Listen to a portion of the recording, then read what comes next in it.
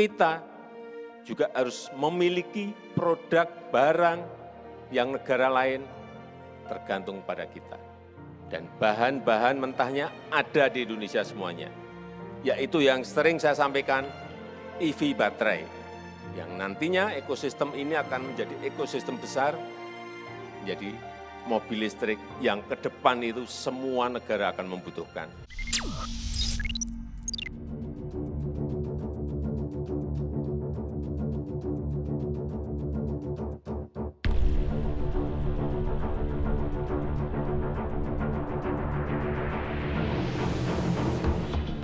Sudah saya sampaikan, oleh sebab itu pemimpin yang akan datang ini sangat menentukan sekali.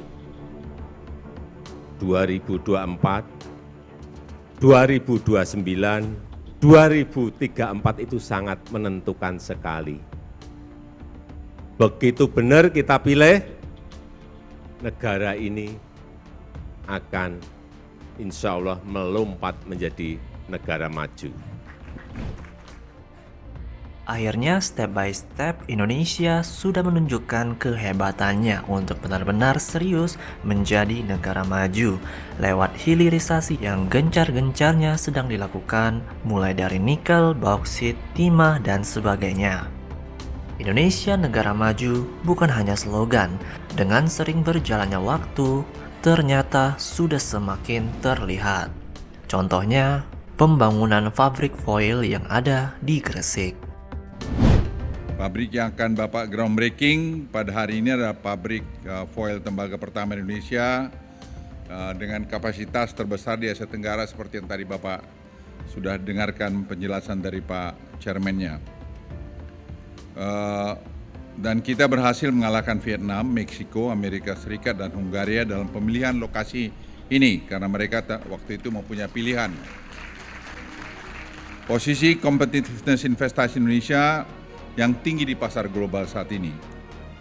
Nilai investasi adalah 860 juta dengan kapasitas 100.000 ton, di mana bahan baku katoda tembaga berasal dari smelter Freeport yang dibangun di sebelah pabrik ini. Hilirisasi tembaga ini harus menjadi prioritas utama kita, karena dalam setiap satu mobil listrik dibutuhkan tembaga sebanyak 56 kg. Di luar tembaga di baterai listriknya. Sehingga bisa dibayangkan betapa pentingnya ini karena kita akan memproduksi jutaan mobil dan sepeda motor. Pada Selasa kemarin, Presiden Jokowi dan para menterinya groundbreaking pabrik foil tembaga milik PT Hailiang Nova Material di Gresik, Jawa Timur. Ditargetkan pabrik yang terbesar di Asia Tenggara tersebut akan selesai pada tahun 2024 mendatang. Presiden Jokowi berharap dalam 12 bulan ke depan pabrik foil tembaga tersebut sudah selesai dan bisa berproduksi. Ia berharap kehadiran pabrik tersebut bisa menyerap tenaga kerja masyarakat Jawa Timur hingga memberi dorongan agar Indonesia bisa menjadi negara maju.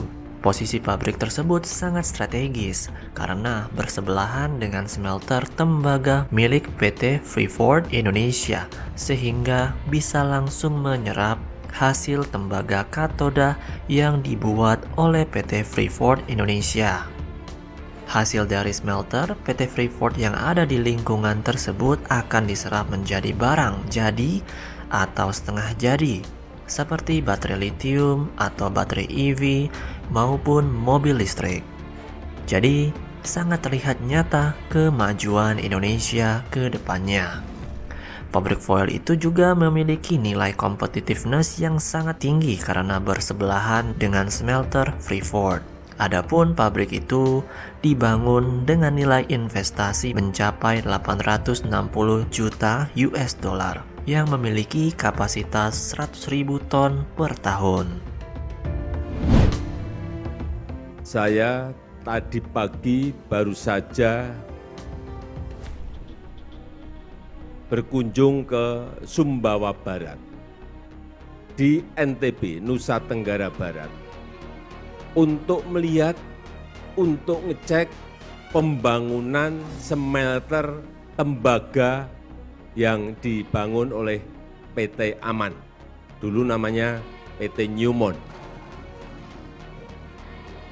Karena sudah dimiliki oleh Indonesia semuanya, berganti namanya PT Aman.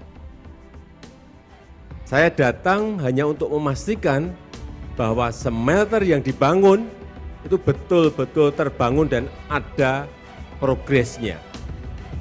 Dan ternyata tadi kita lihat di lapangan sudah selesai lebih dari 51%.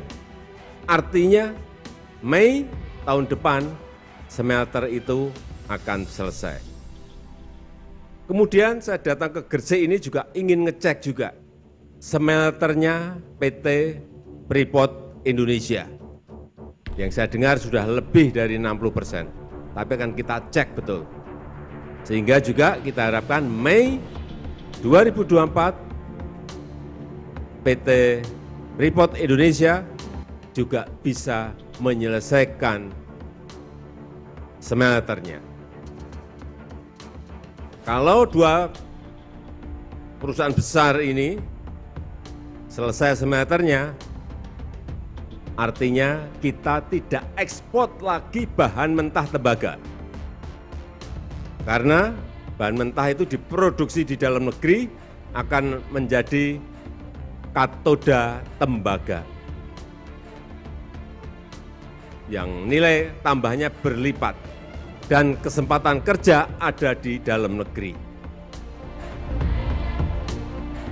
Saya pada sore hari ini sangat menghargai pembangunan industri pabrik foil tembaga yang dikerjakan oleh PT Hailiang Group.